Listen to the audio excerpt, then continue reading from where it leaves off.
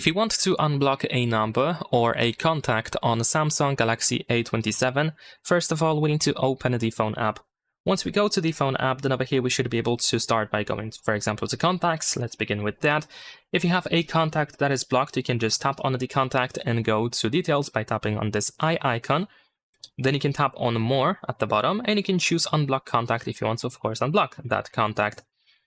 Besides that, if you blocked a phone number that, or a contact, of course, that recently called you, and now you want to unblock them, then you can go to recents, of course. Then you can tap on the entry in the call history, and you can tap on this icon that looks like a list.